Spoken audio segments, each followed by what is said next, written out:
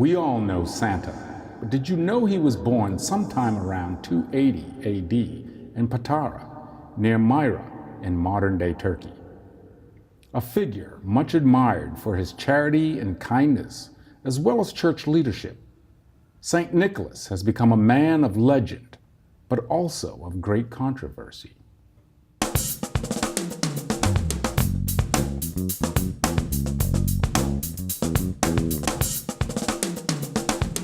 Ho, ho, ho.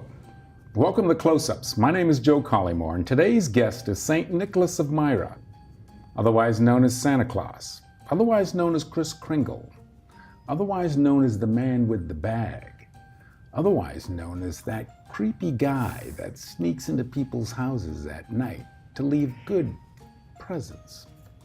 Nicholas has been alive for over half a millennium and has seen a substantial success in establishing one of the world's top distribution centers for gifts and other packages, beating out even Amazon's sort center located in nearby Dedham, which during peak does only 50K a night.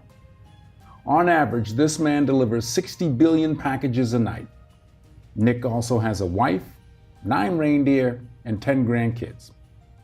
How are you, Saint Nick? Very good, and thank you for having me tonight. Welcome. We're so glad to have you with us. Thank you. Now, let's just cut to the chase. Yep. One of the most pressing questions I've always wanted to ask you is, why did you decide to wear a red suit? Well, red is my favorite color. It's one of the Christmas colors, and I like it. My wife likes it. So she made me the suit. I'm not going to complain. She has a red dress with white aprons and stuff. So when we go out, we're together and we're dressed up together. And I just like red. And that's the only reason. Nothing specific. You've been alive for what carbon dates you to be over half a millennia. How are you? I'm doing well. Physically, I'm doing very well. And the reason I do that is God has been very good to me. And I don't mean to bring religion in it, but this is what it's all about. God has helped me out because of the good work that I have been doing all through these years. And it's been an awful long time. And he keeps me in good health and in good spirit. And I appreciate everything he does for me. And talking about lifestyle, obviously binging on cookies and then Netflix and the fact that you have a high BMI. Yep. What's your secret to eternal life like this? Well, during Christmas time is my worst time. The rest of the time, I like to diet.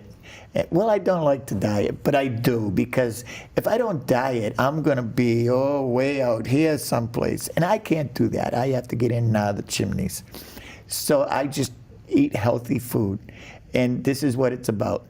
Christmas time, I kind of go off, and I eat all the cookies and everything that they leave for me. But other than that, I do very well with my lifestyle. So I hope that answered your question. You know, with an expectation of turning out gifts to roughly 60 billion packages a night, what are the work conditions like in your shop for your elves? And do they have a union? No, they do not have a union, and I'll tell you why. They get everything they need from me at the North Pole. They get all their food, their living, they live in their houses, they own their houses. They get all medical treatment free of charge. I don't pay them, but they don't need money, because up in the North Pole, money doesn't do you any good. So we have to feed them and house them and do everything we possibly can, because without them, I'm nothing. I can't do this without my elves. They are my backbone, and that's the way it should be. So I take very good care of them.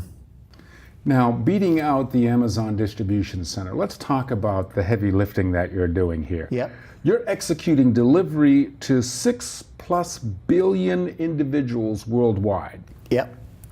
That's traveling roughly 196 million square miles over a time span of only 32 hours. That puts you literally traveling at 1,700 miles per second. How is that possible? Well, the reason Amazon can't do it is because they're traveling in trucks and planes, and They don't go as fast as we do. My reindeers travel very, very fast.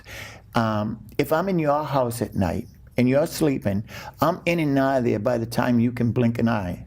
And that's very, very quick. So I'm off to the next house, and to the next house. And so if you sit there and blink all night long, that's how long it takes me to travel on. Now, as far as the time goes, if I start here on the East Coast, I do everything on the East Coast. Now I go into Chicago. Well, it's an hour's different. So I make up an hour. So if it's 11 o'clock here when I start, it's going to be 11 o'clock there when I get to that point. So it's always basically the same time because I go the direction where the time changes. I don't go this way because I'll never do it. Because I gain an hour, I want to lose an hour. And that's one way I can do it. Let's talk about what's going on in the world today from a contemporary standpoint. You've got, with the Brexit, you've got protests in France, you've got the possibility of our own president of the United States being impeached. How does foreign policy impact your ability to deliver all these gifts worldwide, and what message do you wish to share with the world? Well, foreign policy doesn't affect us. We live up in the North Pole, and we have our own brand of government. We have a mayor, one of our elves is mayor, and so on and so forth. So the foreign policy doesn't really affect us. So if they want to impeach the president, that's up to the people in the United States. The people in France have their own problems. That's for them to solve. It's not for Santa Claus to solve. I just take care of what I have to do. And I do the best I can. And I don't have any problems with it. And my elves don't have any problems. We just stay out of politics. So that means that you'll definitely be making a stop at the White House. Definitely, yes. Because he's the president, I will not go to his house. That's courtesy. And that's what I will do. I will visit the Queen of England. I will visit the President of France. I don't reject anybody. I will deliver to whom I have to deliver.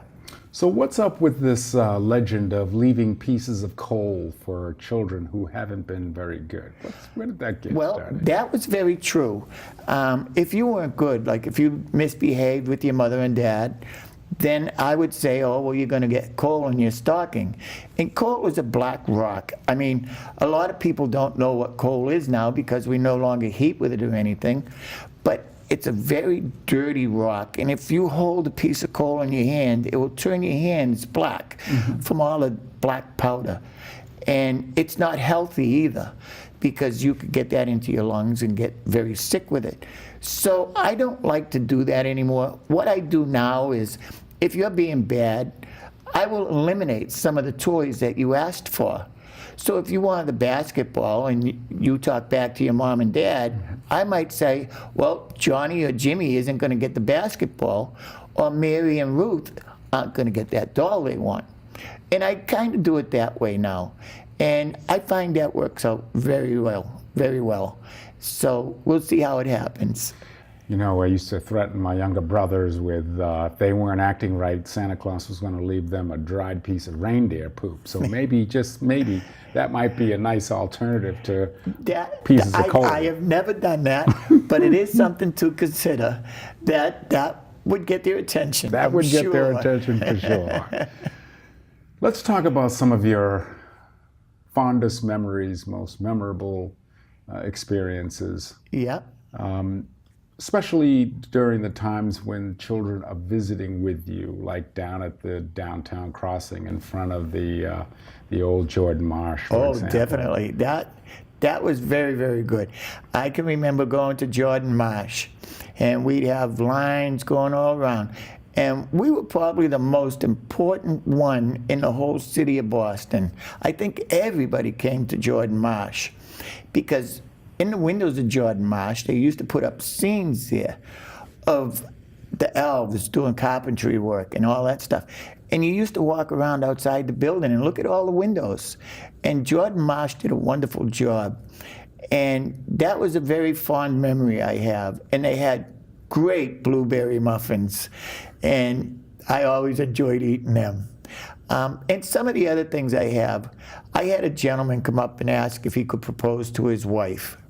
And that was one of the happiest times I had. He went and got his girlfriend, and she came over and sat in my lap, and he sat in his lap.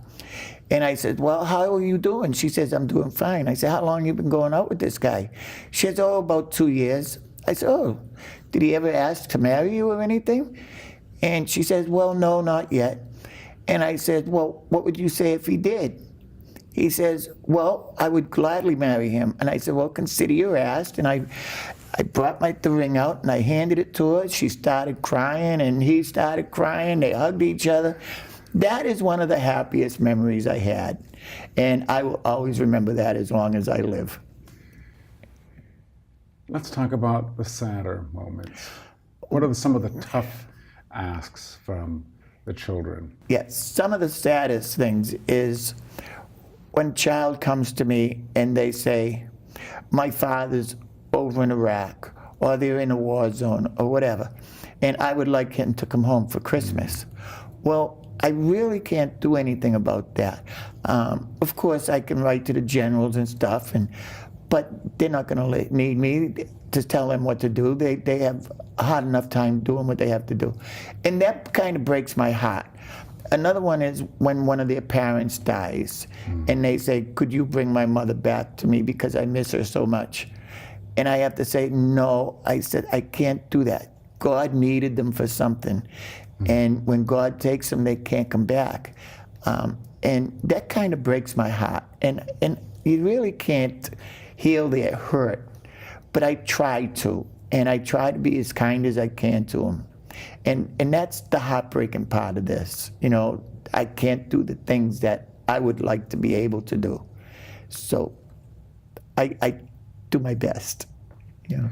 You're often shown as climbing down chimneys. Yeah. Do you need a chimney to be able to deliver gifts? No. Every house has a vent, and it comes up from the cellar all the way up to the roof. Now, in order for me to get into the house, if you don't have a chimney makes it a lot easier. But this vent is a round pipe, probably about 4 inches wide, and I can shrink myself down with my bag, with all the gifts and stuff, and go down that pipe. When I get to that floor, I just open it up, and there's a chimney. And I crawl out, and I put the gifts down, and I go back up the same way. Now, it's hard for people to believe that, but that's the truth. And in a blink of an eye, I'm off to the next house. So we work really well. And all my elves are with me. And that's why the boys and girls have to be asleep when I come, because I can't take the time to stop and talk to them. I am just so busy. So that's why I ask all the boys and girls to please be asleep when I come. Now, you do, however, have time to sample a few cookies and milk that are left out for you, right? Yeah. The cookies and milk, I see them, and I'll take a bite out of the cookie, but I'll drink the milk, but also the hot chocolate and chocolate milk and apple cider that they leave me. And then all the carrots they leave, my reindeers eat them like there's no tomorrow. They love them. So I want to thank the boys and girls for leaving all that stuff. So thank you. Sugar cookies, chocolate chip, oatmeal raisin. What's your favorites? Yeah. What I do, I really don't have a favorite cookie. I enjoy them all. So what I would do is say to the boys and girls, what is your favorite cookie? And most of them will say chocolate chip. So most of the time I eat chocolate chip cookies. But I will eat the sugar cookies, I will eat brownies, I will leave whatever you leave. But I only take a bite, because this is why I'm like this. And boy, oh boy, it doesn't get you any skinnier to eat them all. That is so true. Yeah. What do you say to the skeptic? What do you say to that individual who may be listening to this program, however young or old, that's not quite sure of whether or not they want to hang on to believing in Santa? What do you say to that? Well, I think everybody deep down believes in Santa Claus. That's why they teach their children there is a Santa Claus. And yes, there is a Santa Claus. You have to believe, because if you don't believe in me, then I'm not going to be around. I have to have you to believe in Santa Claus. Your brothers and sisters may tell you there's no such thing as Santa Claus. Well, there is. I am Santa Claus, and I will die being Santa Claus. Hopefully not for another 1,000,000 years, but I will always be around as long as you believe in me. Your beard. Yeah? Can I tug it? Sure you can. Is it the real deal? Oh, sure is. Yeah, pull it out. How often do children like to pull on your Oh, beard? that's the first thing they go for. I get little babies, and the first thing they do is grab my hair. And they yank it because they don't realize what they're doing, so they'll pull it, and I'm like, okay. So then, after I get their hands off, I have to check and make sure that there's no hair on their hands, because I don't want them putting them in their mouth and choking on the hair. So I tell the parents, well, check their hands, make sure everything is okay. But yeah, and kids will come up to me, can I pull your beard? Of course you can. Here, pull it. It's fine, you know. And you know, that's part of it. You know, like I said, you have to believe, and if that's part of the believing, so be it. You know. Is there anything else you want us to know about you? Yeah. Like I said, I am the real Santa Claus. I enjoy doing this job. I enjoy talking to the boys and girls. I just love my job. Nobody ever had a job as good as mine. And I don't care who you are. I enjoy this, and I love what I do, and I will continue to do it for as long as I can. And I want to thank all the boys and girls for believing in me, and keep on believing. Can I make one final request? Sure you can. Can I get a hearty ho ho ho? Sure. Ho, ho, ho, Merry Christmas. Ho, ho, ho. Thank you. Thank you for having me. Thank It was you a for pleasure. having us. Thank Appreciate you. that. This is Joe Collymore wishing you a very Merry Christmas, Happy Holidays, and a Happy New Year. See you next year.